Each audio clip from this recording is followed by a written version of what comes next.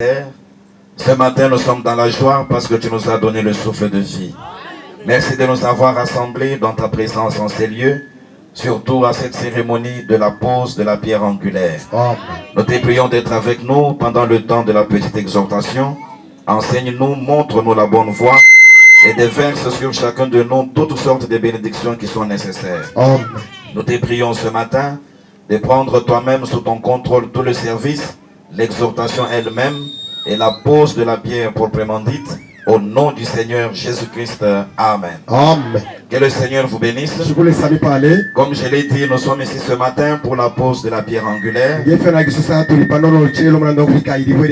C'est un événement très important, non seulement pour la vie de l'Église, mais aussi pour la vie de chaque croyant que nous sommes. Avant que nous puissions passer au service proprement dit, je voudrais que nous puissions lire la parole de Dieu. Et pendant un certain temps, nous allons parler autour d'un petit sujet en rapport avec les services qui doit être fait ce matin. Et ce petit sujet, nous l'avons intitulé la pose de la pierre angulaire. Comme nous sommes déjà debout, nous ouvrons Ésaïe chapitre 28.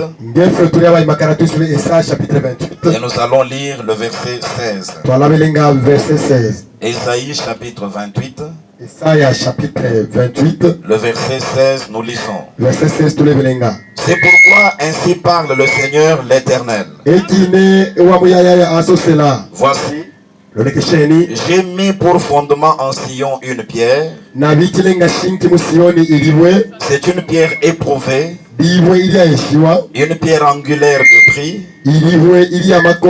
solidement posée. Celui qui la prendra pour appui n'aura point hâte de fuir.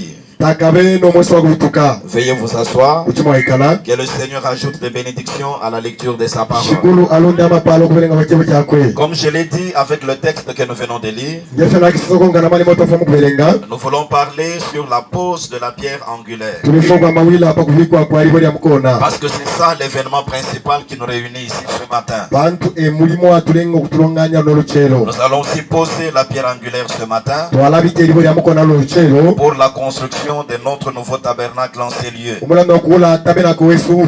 Et qu'est-ce que la pierre angulaire pour commencer?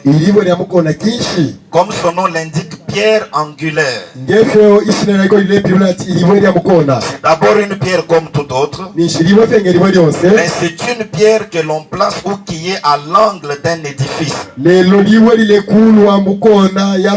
C'est pourquoi quand on pose la pierre angulaire, on doit la poser à l'angle de l'édifice. C'est exactement dans le coin qu'elle doit être posée. Mais cette pierre angulaire a un autre sens. On la définit aussi comme étant le fondement de la chose elle-même.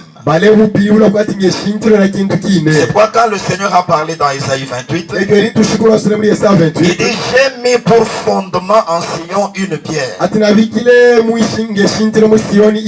Une pierre éprouvée, une pierre angulaire de prix, solidement posée.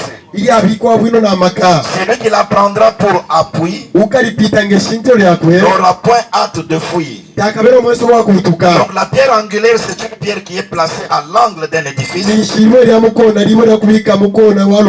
mais elle est aussi considérée comme le fondement de l'édifice. Le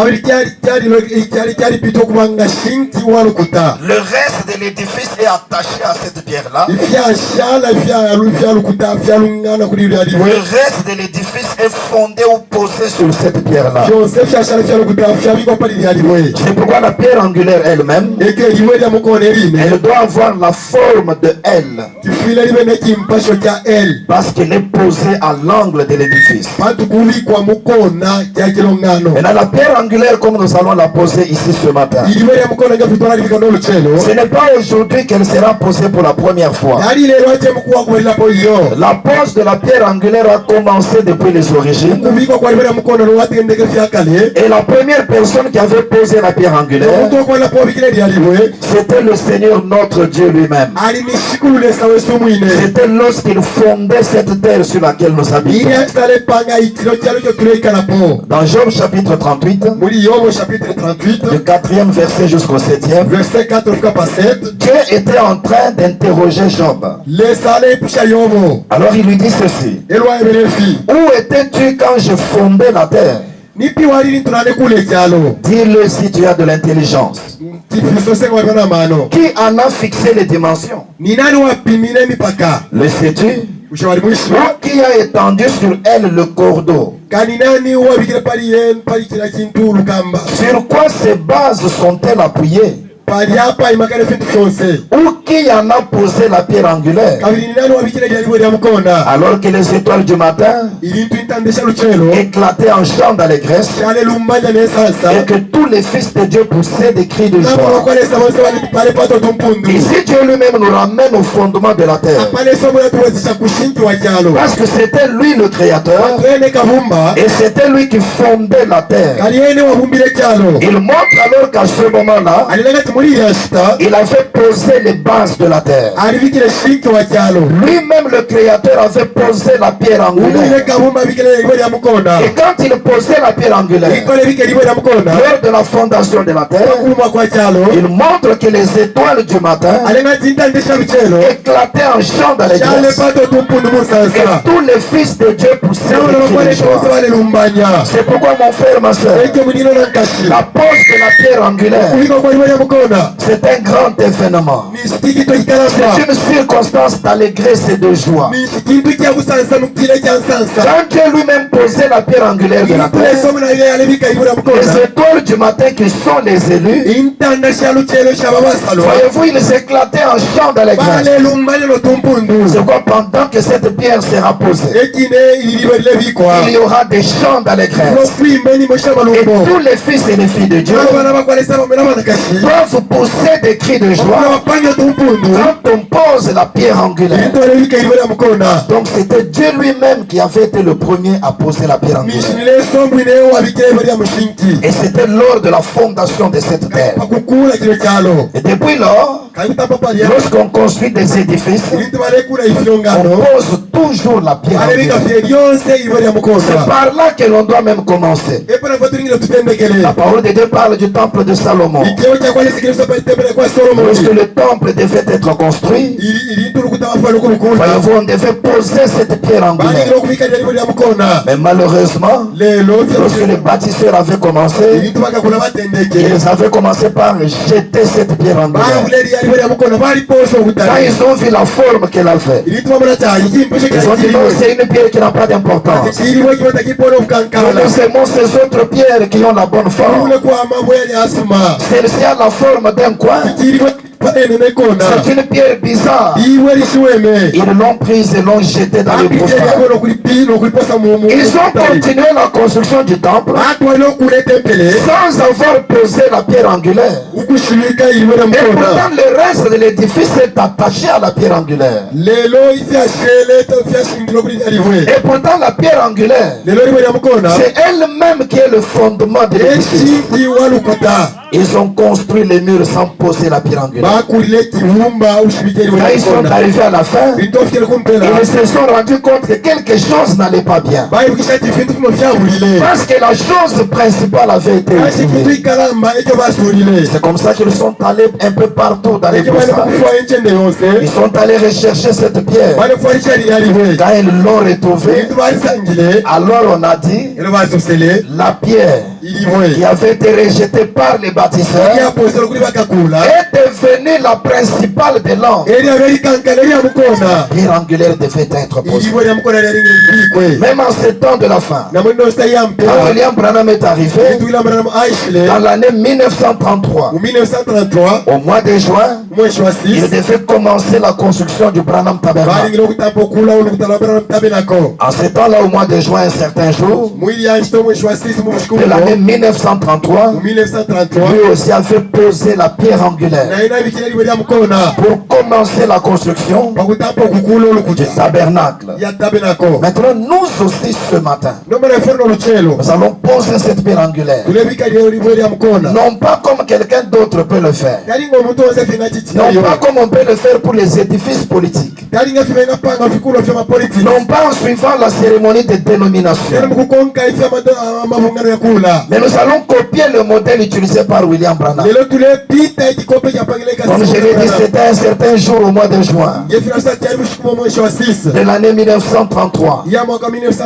Il dit qu'il était encore un jeune. Il était encore célibataire. Voyez-vous, il dit qu'il portait une veste bleue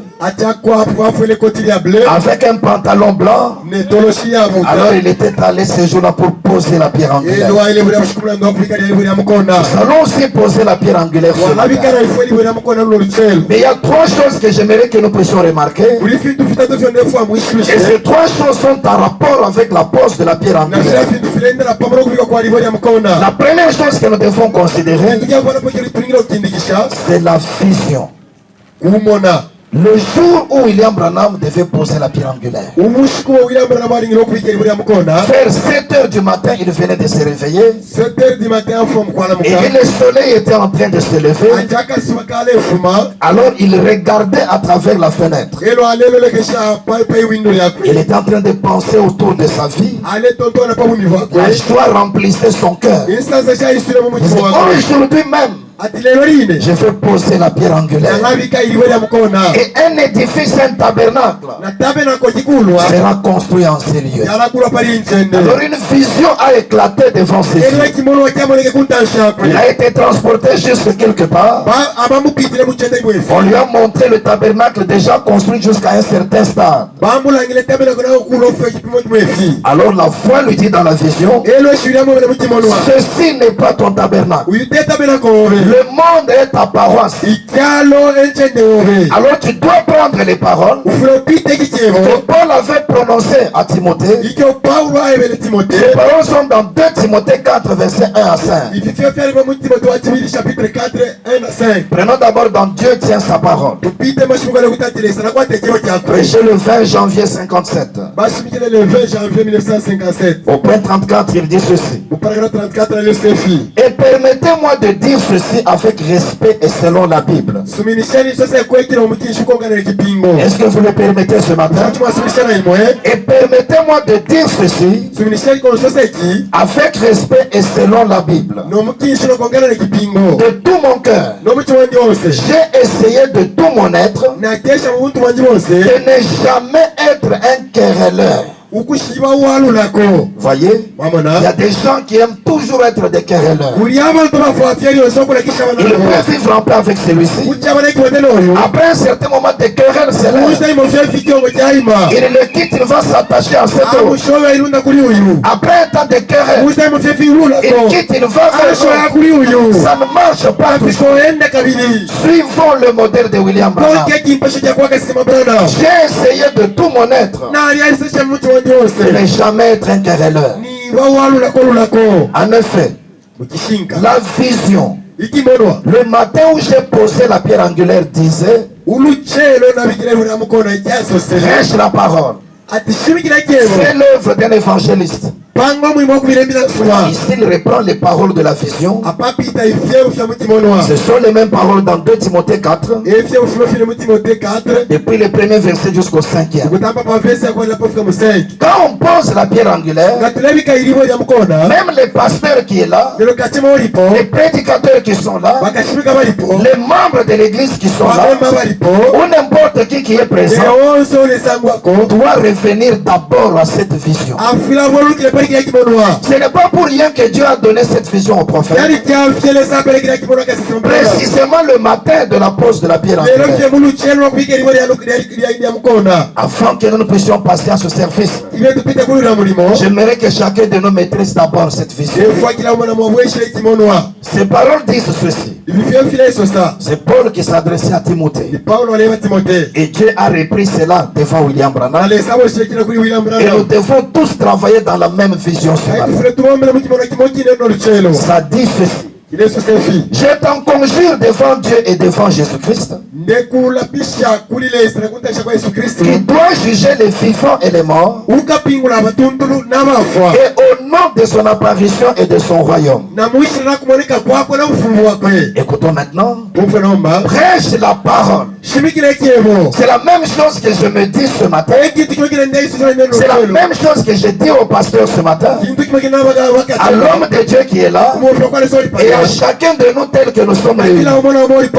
Prêche la parole. Ne raconte pas des discours humains. Ne répète pas un credo dénominationnel.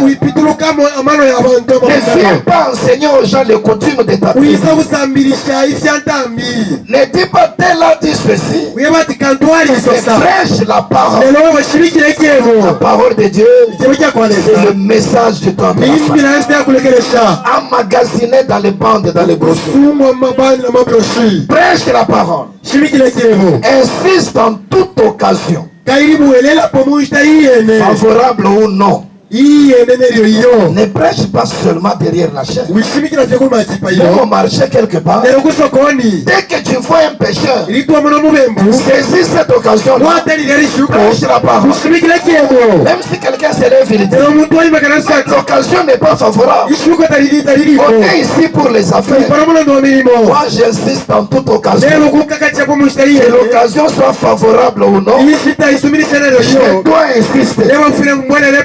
Voyez-vous, il reprend, censure, exhorte avec douceur et en instruisant. C'est l'ordre qui est adressé à celui qui apporte la parole. Quand les gens sont dans le mal, il doit les reprendre. Il doit condamner le mal. Il doit censurer les actions des hommes. Il doit aussi les exhorter. Quand ils sont dans des difficultés, quand ils passent par des épreuves, à la parole que tu prêches, tu les exhortes. Mais pas avec méchanceté. Paul dit avec douceur. On réprimande bien sûr. On censure. On condamne le mal. Mais avec un esprit de douceur. Pour ne pas perdre cette personne-là. Pour simplement que la personne comprenne qu'elle vit mal. Et qu'elle doit revenir sur la bonne voie. Et en instruisant. Quand on condamne quelque chose, on doit par la suite montrer maintenant la bonne foi. Car il viendra un temps où les hommes ne supporteront pas la scène de Dieu. Mais ayant la démangeaison d'entendre des choses agréables, ils se donneront une foule de docteurs selon leur propre désir, détourneront l'oreille de la vérité et se tourneront vers les fables. Nous sommes exactement dans une telle période où les gens ne supportent pas la saine doctrine. Quand vous prêchez le message dans sa profondeur, vous parlez des grandes choses que Dieu a fait aujourd'hui, ils ne supportent pas ça. Quand vous parlez de la sanctification, vous réprimandez le mal selon la vérité apportée par le messager, ils ne supportent pas la saine doctrine. Il veut l'entendre des choses qui les réjouissent. Frère, on peut te dire que tu es béni, tu seras béni du matin au soir. Cela peut réjouir ton cœur, tu peux pousser les choses.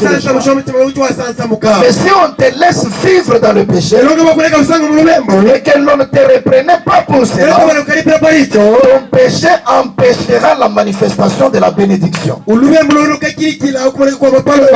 les gens eux, aiment entendre des choses agréables. Et ils se donnent une foule de docteurs. Et les docteurs, parce qu'il enseigne des choses qui les réjouissent. Il détourne l'oreille de la vérité. Qu'est-ce que la vérité? Jésus a dit, ta parole est la vérité. La vérité, c'est la parole de Dieu. Les gens se détournent de la vérité. Qui est le message de l'heure? Ils se tournent vers des fables. Allez dans une église catholique, on me raconte que des fables. Et pourtant la parole de Dieu qui est la vérité. Allez dans les églises dénominationnelles, on raconte des fables. Des choses qui n'ont rien à voir avec la parole de Dieu. Les gens aiment cela parce que ça les réjouit. C'est dans une telle période que nous sommes. Selon la vision, même si nous sommes dans une telle période, nous devons prêcher la parole. Nous devons insister en toute occasion. Et que je les rencontre même dans un deuil, je saisis l'occasion. Je reprends et je censure. J'exhorte avec douceur et voyez-vous, il termine au verset 5 en disant, mais toi sois sobre en toutes choses. Donc sois équilibré en toutes choses. Supporte les souffrances. Fais l'œuvre d'un évangéliste. Remplis bien ton ministère. Il y a beaucoup de choses qui m'intéressent. Premièrement, sois sobre en toutes choses. Ne va pas dans les extrémités. Mais sois équilibré, sois au milieu de la voie. C'est pourquoi dans cette vision-là, le prophète voyait deux rangées d'arbres. D'un côté c'était les unitaires, de l'autre côté c'était les trinitaires. Dieu l'avait gardé au milieu des deux rangées. Il a racheté à droite, il mangeait. Il a racheté aussi à gauche, il mangeait. La vérité a toujours été au milieu de la voie. Ne va pas dans les extrémités. Reste au centre de la parole. Deuxième chose, supporte les souffrances. C'est pourquoi j'aime cet homme. Que Dieu les bénisse encore. Parce que beaucoup de gens aiment la facilité, ils aiment se concentrer en ville. D'autres même que Dieu veut voir dans des villages comme celui-ci. Dieu lui parle d'aller au village, il refuse. Là, je veux souffrir. Et la vision, c'est de supporter les souffrances. Il a abandonné la ville. Il a déjà passé près de 2 semaines ici. C'est ça les gens qui travaillent dans la vision. Supporte les souffrances. Mon frère, ma soeur, Dieu doit avoir la première place dans ta vie.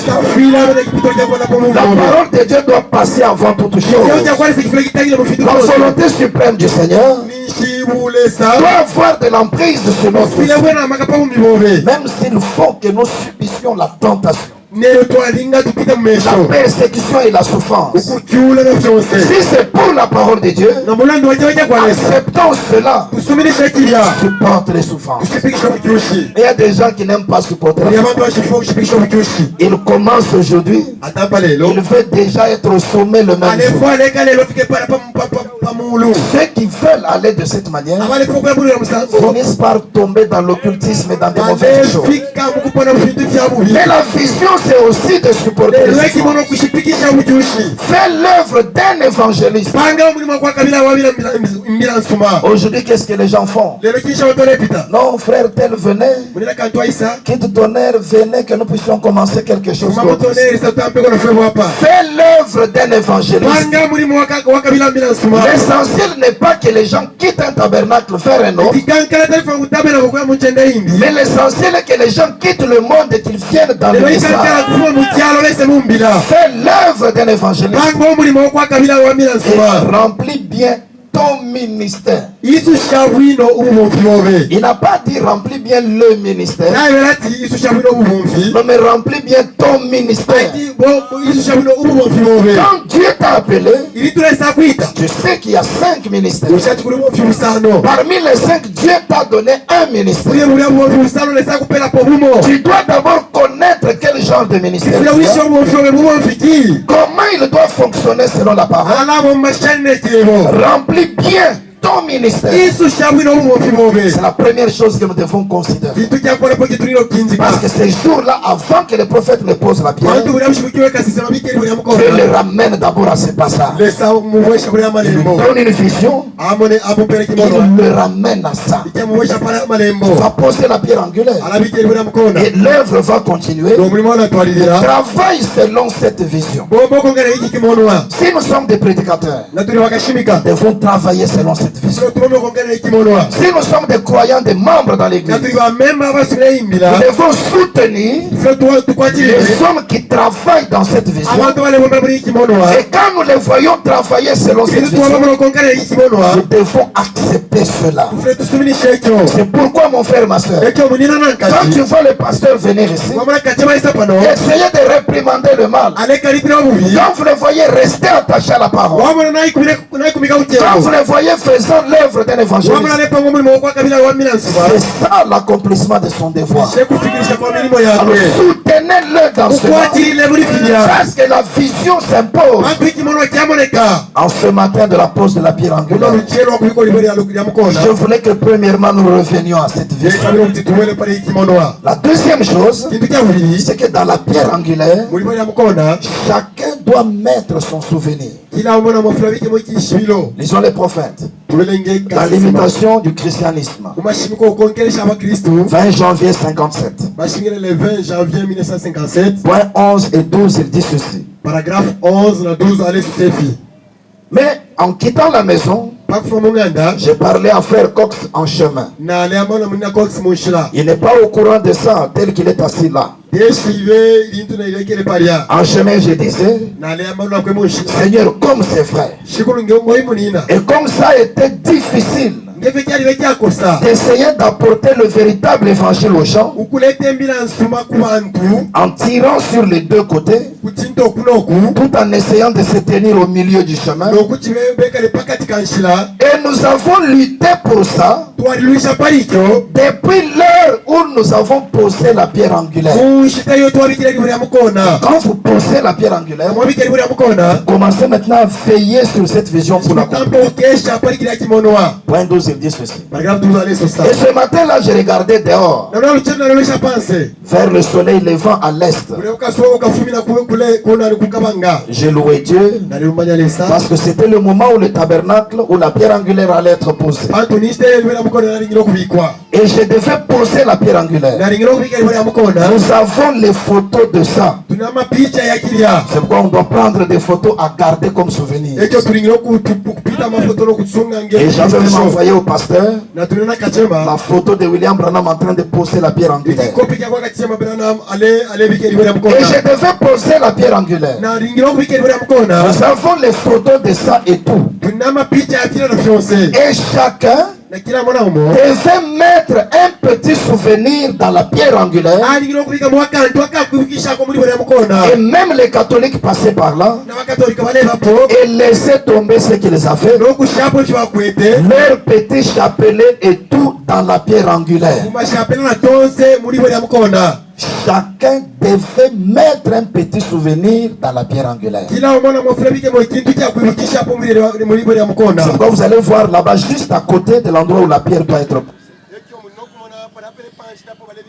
Là aussi prévu un endroit là où chacun va mettre son souvenir. C'est pourquoi j'insistais le soir d'hier. Chacun doit amener un souvenir. Le prophète, lui, avait écrit cette vision-là sur la page de garde de sa Bible. Et c'était ça son souvenir. Il avait arraché cette page-là sur laquelle il avait écrit la vision. Il avait fait quelques vœux à Dieu. Et il avait mis ça comme souvenir dans la pierre. Ça peut être un témoignage. Ça peut être une confession. Ça peut être une requête.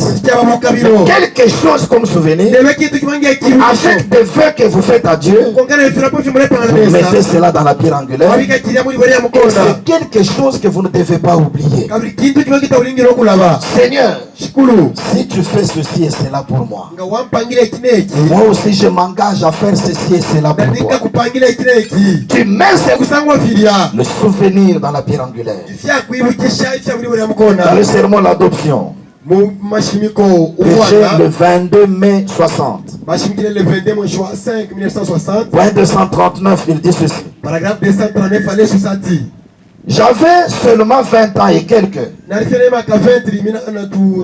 quand j'ai posé la pierre angulaire là. Je me souviens à l'époque, je portais un veston bleu et un pantalon blanc. Et je me suis tenu là et j'ai posé cette pierre angulaire. Il y a environ 31 ans de ça. Vous voyez quel âge j'avais. Je n'étais qu'un enfant. Je me suis tenu là, j'ai posé la pierre angulaire. Je n'ai pas fait de compromis sur une seule parole. Je suis resté fidèle exactement quand j'ai posé la pierre angulaire. Je suis resté fidèle exactement comme quand j'ai posé la pierre angulaire. Et mon témoignage est là à l'intérieur. Je l'avais écrit sur la page de garde de la Bible. J'ai détaché cela et je l'ai mis dans cette pierre angulaire. Et il y est toujours. Puisse cela être écrit au ciel, sur les pages de la parole éternelle de Dieu. Que je reste fidèle jusqu'à la fin. Donc il avait écrit cette vision sur la page de garde de sa Bible, avec les vœux qu'il avait fait à Dieu, pour ne jamais faire de compromis avec la parole. Et il a mis cela dans la pierre angulaire. Cela était resté dans son cœur. Et il dit, je suis resté fidèle. Les êtres humains ont toujours la mauvaise habitude de faire des vœux à Dieu, de promettre des choses à Dieu, sans faire un effort de se tenir à cela. Mon frère, ma soeur, ce que tu vas mettre dans la pierre angulaire, ma prière est que cela reste gravé sur ton cœur et que tu restes fidèle à cela. La troisième chose, donc après la vision et les souvenirs, ce sont les chants par des trompettes. Dans le sermon, c'est souvenir du Seigneur. Prêché le 9 décembre 62. Au point 10, il dit ceci. Mais j'aime la trompette. Je me rappelle quand on dédicaçait ce tabernacle là au coin. Parce que selon l'enseignement du prophète, la dédicace en réalité c'est quand on pose la pierre angulaire. Les hommes aiment venir quand l'édifice est déjà achevé. Et Dieu lui, avant de commencer, dans sa pensée il a déjà vu la fin avant le commencement. Lui il connaît déjà comment l'édifice sera. C'est pourquoi quand le prophète pose la pierre angulaire, dans tout son enseignement il appelle ça la dédicace du temps. Seulement quand l'édifice s'achève, il vient pour reconsacrer ou pour dédicacer de nouveau. Il dit j'aime la trompette. Je me rappelle quand on dédicaçait ce tabernacle-là au coin, les trompettes ont joué pendant une demi-journée ici. À genoux à la croix où mourut mon sauveur. Là, j'ai imploré le pardon de mes péchés. Là, le sang fut appliqué à mon cœur. Quand j'ai déposé mon texte dans la pierre angulaire. Quand nous serons là, posant la pierre angulaire et déposant nos textes dans la pierre angulaire, on va nous jouer sous forme de trompette à genoux à la croix où mourut mon sauveur. À la croix où mourut mon sauveur. J'ai crié pour être purifié. Là, le sang fut appliqué à mon cœur. Gloire à son nom. Et quand on va faire cela, comme nous l'avons lu dans Job, les étoiles du matin font exhiber des chants d'allégresse. C'est-à-dire nous allons chanter cela avec allégresse. Et les fils et les filles de Dieu vont aussi pousser des cris de joie. Quand la pierre angulaire sera posée, c'est comme cela que la cérémonie va se dérouler. Maintenant mon frère, ma soeur, quand nous posons la pierre angulaire, ça signifie que nous démarrons la construction du tabernacle. Nous n'allons pas laisser cela être seulement la pierre que nous avons posée, mais nous devrons mettre nos efforts ensemble. Que cette pierre que nous posons devienne dans les jours qui viennent toute une maison de Dieu. Un peu comme Jacob. Dans Genèse chapitre 28, il passait quelque part la nuit. Dieu lui a donné la vision d'une échelle. Cette échelle avait un bout posé sur la terre et l'autre bout était attaché au ciel. Lui, Jacob, était sur la terre. Dieu apparaissait au ciel et cette échelle reliait la terre au ciel. Cette échelle reliait l'homme à Dieu. Les anges de Dieu montaient et descendaient sur l'échelle. C'est dans Genèse 28. Dans verset 18.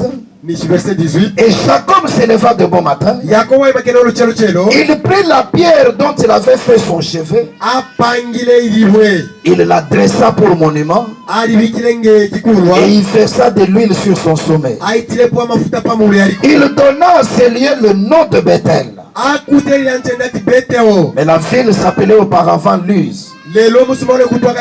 Jacob fit un vœu en disant: si Dieu est avec moi et me garde pendant ce voyage que je fais, s'il me donne du pain à manger et des habits pour me vêtir, et si je retourne en paix à la maison de mon père, alors l'Éternel sera mon Dieu. Cette pierre que j'ai dressée pour monument sera la maison de Dieu. Et je te donnerai la dîme de tout ce que tu me donneras. Remarquez que dans cette scène de Jacob, il était sur la terre et Dieu était au-dessus. Une échelle le reliait à Dieu. Les anges montaient et descendaient sur cette échelle. Et le matin, il a pris cette pierre, il a posé la pierre, un peu comme la pierre angulaire. Là, il fait un feu à Dieu. Si Dieu est avec moi, s'il me garde dans ce voyage, s'il me donne du pain et des habits, s'il me donne la paix au retour, je promets que l'Éternel sera mon Dieu. C'est ce genre de vœu que nous vous appelons à faire. L'Éternel, si tu fais ceci ou cela, tu seras mon Dieu. Donc tu n'iras plus faire les fétiches. Tu n'iras plus faire les coutumes de tes ancêtres. Mais l'Éternel doit être. Et cette pierre que je pose ne sera pas une simple pierre. Elle ne restera pas toujours pierre. Mais cette pierre sera la maison de Dieu. Et je donnerai la dîme de tout ce que Dieu me donnera. Mon frère, ma soeur, c'est pourquoi je me suis toujours moqué des dénominations. Quand je vois les dénominations poser la pierre angulaire et construire des maisons pour leur Dieu, j'ai dit, mais ils le font sans sur base d'une vision de l'échelle. Jacob nous représentait.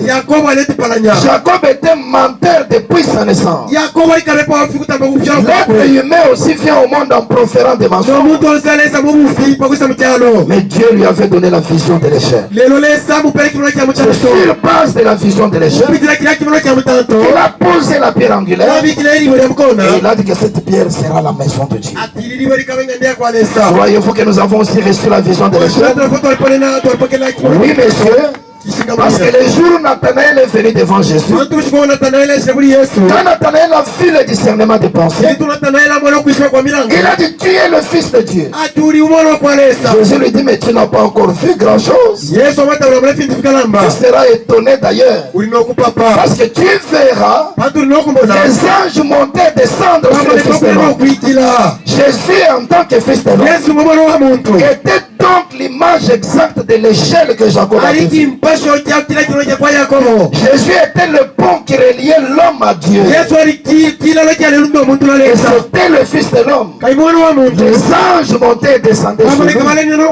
C'est sur la telle vision que l'on peut poser la pierre angulaire. Et en ce temps de la fin, le même Fils de l'homme s'est manifesté dans la chair de l'homme. Regardez ceci, mes frères. C'est un homme. Et Dieu, dans la forme de la colonne de feu, se tient au-dessus. Et nous, les êtres humains, nous sommes sur la terre. Amos 3:7 dit, car le Seigneur l'Éternel ne fait rien sans avoir révélé son secret à ses serviteurs. Le Seigneur l'Éternel est au-dessus. L'homme qui doit recevoir les actions de Dieu est sur la terre. Mais là, dans la brèche, là au milieu, Dieu place son serviteur. C'est pourquoi un certain jour, dans l'année 1965, Dieu a appelé William Branham sur la montagne. Pendant qu'il était sur la montagne, il dit, les anges sont descendus du ciel et les anges montaient et descendaient sur lui. Voilà l'échelle de Jacob. Christ est la colonne de feu au-dessus. Nous sommes sur la terre et le prophète est au milieu. Les anges montant et descendant sur lui. Voilà la vision de l'échelle. Et nous avons vu la vision de l'échelle de Jacob. C'est pourquoi sur cette vision, comme on s'est levé ce matin, on réalise que le Seigneur est dans le camp. Alors on pose la pierre angulaire ce matin.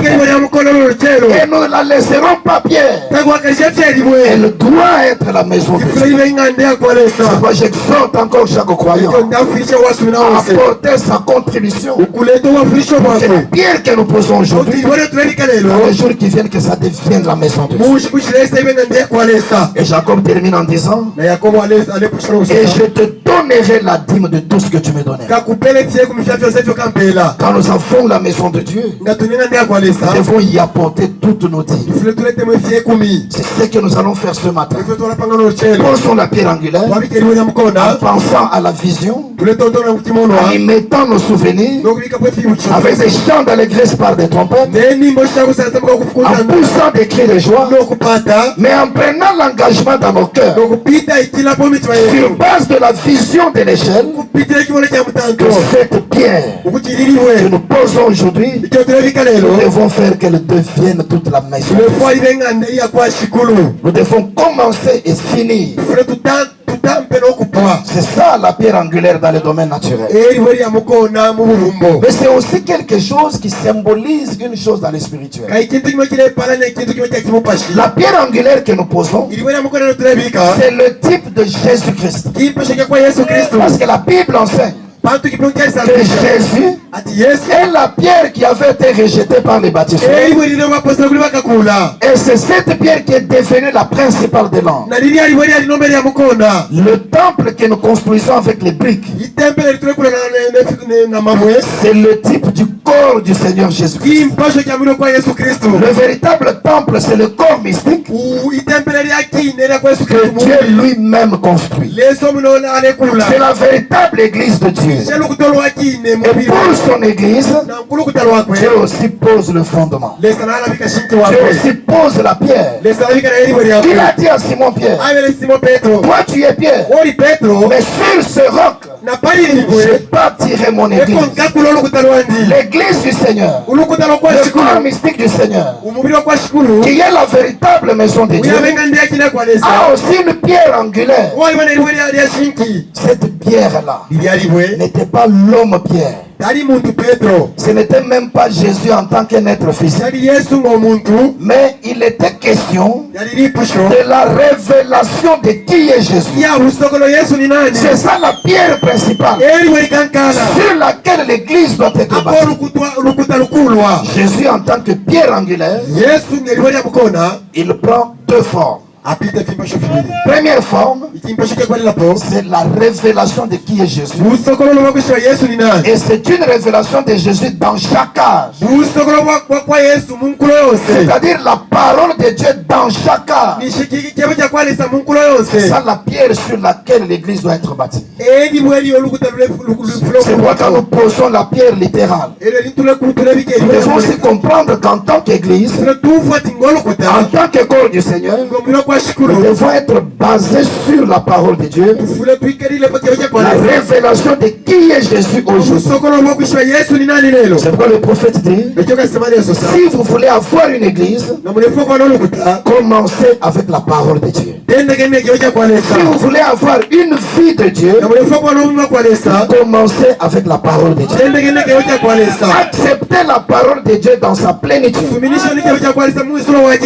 Chaque mesure de la parole. Parce que c'est la pierre sur laquelle tout doit être bâti. Même si vous voulez commencer une église locale, commencez avec la parole de Dieu. N'y allez pas avec des moyens politiques. N'allez pas en tirant les gens d'une église vers une autre. Commencez avec la parole. Placez la parole de Dieu. Alors tout l'édifice pourra monter. Chaque membre en tant que croyant, peu importe ce que nous voulons commencer dans notre vie, Jésus est la pierre angulaire et c'est la parole. Commençons avec la parole.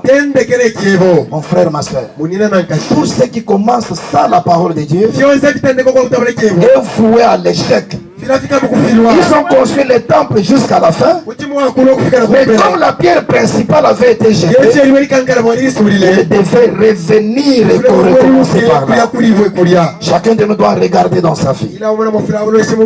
Posons la pierre littérale ce matin. Mais moi aussi, en tant que croyant, je devais commencer tout avec la parole. Si quelque chose n'a pas été commencé avec la parole, avant que les dégâts n'arrivent, à partir de ce matin, revenez au fondement et recommencez par là. C'est la parole, c'est la pierre principale. Jésus, la pierre angulaire, il prend aussi la forme du Saint-Esprit. Le prophète dit, quand je dis que c'est la parole, la parole parlait la semence originelle, première partie. Au point 178. Maintenant le prophète donne à cela la forme du Saint-Esprit. À Israël, à la mer Rouge, première partie. Point 101 et 102, il dit ceci. Et aujourd'hui, méthodiste, baptiste, luthérien, pentecôtiste de partout. Si vous ne faites pas attention, mes amis, la vraie pierre angulaire, vous la rejetterez. Et la pierre angulaire dans la construction de cette maison spirituelle, c'est le Saint-Esprit. C'est pourquoi vous voyez que Jésus lui-même, pour construire son église, il a d'abord placé la parole. Pendant les 3 ans et demi, il était en train de placer la parole. Et le jour de la Pentecôte, où l'église a démarré officiellement, il a placé le Saint-Esprit. La pierre angulaire sous les deux formes. Toute église locale doit se poser sur cela. La parole et le Saint-Esprit. Tout croyant doit se poser sur cela. La parole et le Saint-Esprit. Est-ce que vous avez la parole dans toute sa maison? Est-ce que vous avez le Saint-Esprit? C'était même ça la première question. Quand les croyants se rencontraient au temps apostolique, avez-vous reçu le Saint-Esprit depuis que vous avez créé? Mais aujourd'hui, quand on se rencontre, tu es de quelle tendance? Mais la pierre angulaire, on la met de côté. Revenons au fondement. C'est pourquoi dans la communion par la rédemption, le prophète dit les vrais ministres doivent ramener les gens au principe de la Bible. Ils doivent les ramener au fondement. La parole dans toute sa mesure et aussi le Saint-Esprit. C'est ça la base de l'église. Maintenant, si l'église est bâtie sur Jésus-Christ, en tant que pierre angulaire, il est la parole, il est le Saint-Esprit. Ça ne doit pas rester seulement la pierre. Ça doit devenir toute la maison. Ça doit devenir le corps entier. C'est là maintenant que dans 1 Pierre 2, 1 Pierre 2, chapitre 2, verset 3 à 6, Pierre dit, si vous avez goûté que le Seigneur est bon, approchez-vous de lui, pierre vivante, rejetée par les hommes, mais choisie et précieuse devant Dieu. Et vous-même, comme des pierres vivantes, édifiez-vous pour former une maison spirituelle. Jésus est la pierre vivante. C'est lui la pierre principale. La pierre qui avait été rejetée par les bâtisseurs et qui est devenue la principale de l'homme. Il est la révélation de qui est Jésus. Il est la parole de l'heure. Il est le Saint-Esprit.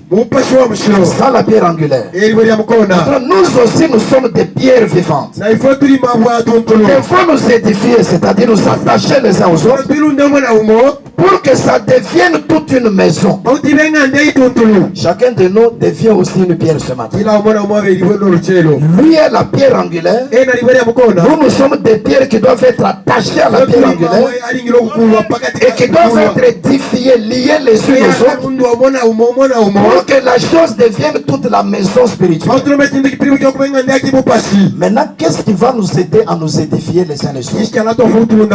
Qu'est-ce qui va nous garder dans cette unité?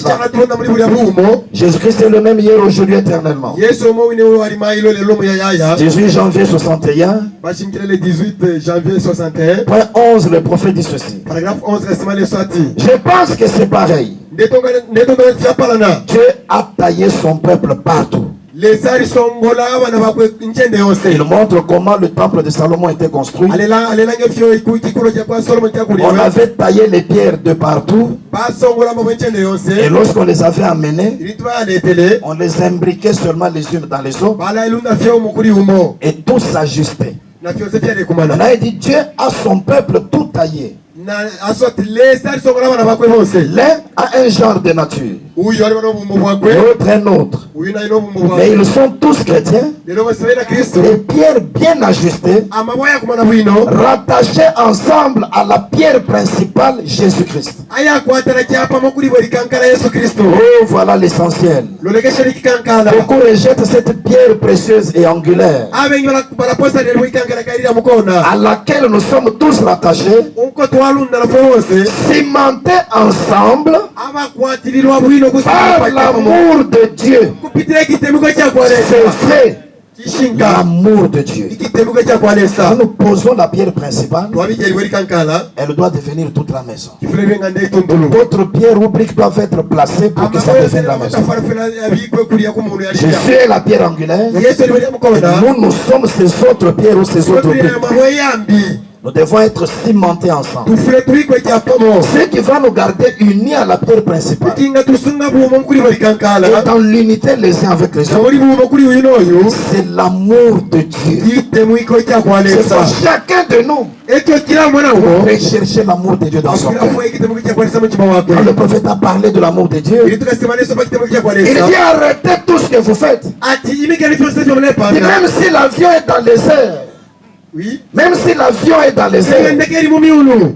cherchez d'abord cet amour de Dieu. Fo eri kila kite mwiko kya kwalesa. Cet amour qui peut t'amener à pardonner ton frère. Ile kinga kutuma kuelela munina ore. Cet amour qui peut t'amener à pardonner ta soeur. Ile kite mwiko kinga kutuma kuelela Et nkashome. l'amour de Dieu Ne kite mwiko kya est kwalesa. différent de l'amour des hommes. Kya ile kana kite mwiko kya Le bantu. prophète dit, si vous avez seulement l'amour des hommes, Kasema sati kama rafi kite mwiko kya bantu. si tu trouves un homme en train d'injurier ta femme, Ngawasanga mtu ale tuko mu tu kashome. peux prendre une arme et tirer sur lui. Mtu apito utawa ipawe ya mtu. Mais si tu as l'amour de Dieu, Lelo ngone kite mwiko kya tu vas kwalesa. lui pardonner Uno et kumwelela. tu prieras pour que Dieu sauve son Pelo âme. uti lesa pusho mwe wako. C'est ça l'amour véritable. Kite mwiko kya kine. C'est ça le ciment qui nous garde unis les uns aux autres. Esima ule tulunda mwana umo. Et ensemble unis à la pierre principale, Ya Jésus-Christ. pamoja ndokuri wali kankala Yesu Kristo. Et l'amour de Dieu n'est rien d'autre que le Saint-Esprit. Ne kite mwiko kya kwalesa takintu kimimupa shwa mushiro. Voyez-vous, Mamona. c'est cela que je voulais que nous puissions comprendre. Ekyo najifo kuti tuishi tufe. Ce matin, nous allons poser la pierre angulaire. Lolu chiro tole bikiri ya mukona. Gardons les trois choses à l'esprit. Tusunge fila fintu fitatu La mu.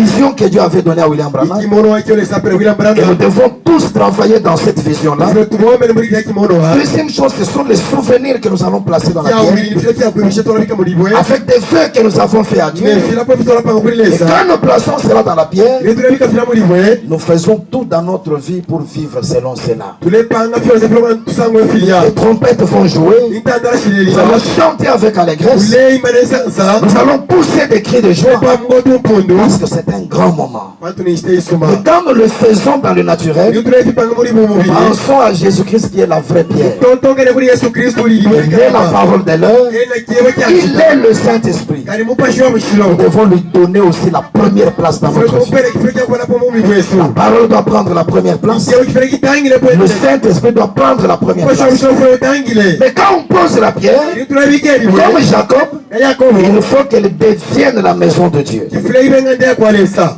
Littéralement, Muri nous mukomoneka. allons mettre nos moyens ensemble pour construire et terminer. Tule bika musango esoso mwana Et dans le spirituel, na muri kimupashi. on comprend que Jésus, la pierre angulaire, ne doit pas rester seul. Ofati Yesu iberi amukona tali ingilo Nous shwa. sommes aussi des pierres qui Ulifo wasema bwe. devons être édifiées, Ufile tukulwe. attachées à lui, Jésus-Christ, Kulundu akulia na Yesu et Kristo. attachées les uns aux autres Nokulundu linoyu. par l'amour divin. Ukupitira kitemuko kya kwa C'est lesa. comme ça que le corps de Christ sera consolidé. Efyo mubiri wa kwa Yesu Kristo Et wanakulwa. maintenant, je termine par ceci. No mandepo putireki. Cette pierre, quand on la pose, Yali bodi ntwale libika. elle est comme une porte. Bilinge kili. Une porte d'accès à toutes les bénédictions éternelles. Kibi kya mapalo ya muya yaya. Dans la résurrection de la fille de Jairus, Muku mashimi ko kubuka kwa mwana kwa ya Jairus. 2 mars 54, Bashimile demo shwa mutatu 54. point 6, le prophète dit ceci. Paragraphe 6 ale sati. Et ceci est sa parole. Ne kikero kyakwe. Avant tout, Kunda shafyo. ceci est le fondement. Ikire shintililo. Et chaque église, Nolutanos. chaque personne née de nouveau, Umuntu osofera kipya kipya. est bâtie sur ce fondement. Ali kuna pali ni shintililo. Jésus-Christ est la pierre angulaire. Yesu Kristo iberi amukona. Et il est la porte. Kayena kibi. La porte d'accès Ikiri kilelenga. à toutes les bénédictions éternelles. Kuti amapalo esamu ya yese. Il est la porte. Ali kibi. La porte de la bergerie. Ikibi kya kwa kakema. Toute l'église est posée sur ce fondement. Ulukutano eselwa imagana pali yalivwe. Elle est posée sur cette pierre angulaire. Abiko pali yalivwe ya mukona. Et la pierre angulaire elle-même, Nilivwe ya mukona qui eli. est Jésus-Christ, Uli Yesu Kristo. est la porte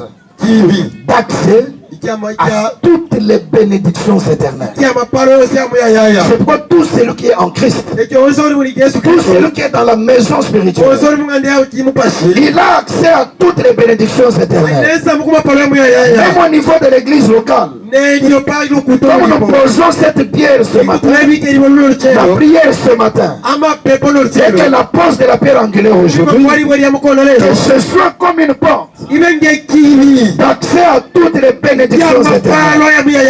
Je voudrais qu'à partir d'aujourd'hui, comme la pierre sera posée, que ce soit un nouveau départ pour ton tabernacle. Que toutes les bénédictions éternelles que Dieu a fait en réserve pour vous, qu'il commence à les déverser aujourd'hui. Tu dois avoir cette foi, que cette pierre que nous posons ce matin va t'offrir l'accès à toutes les bénédictions éternelles. Que cette pierre ce matin ouvre l'accès au salut éternel. Que cela t'ouvre l'accès à la véritable guérison pour ton corps. Peu importe la maladie qui est dans ton corps. Comme nous posons la pierre angulaire ce matin, que la guérison te soit puisse être brisée ce matin, et que la bénédiction éternelle se manifeste.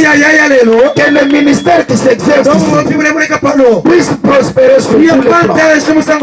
Que tout homme ou toute femme qui sera comme une pierre ici puisse avoir accès à toutes les bénédictions éternelles.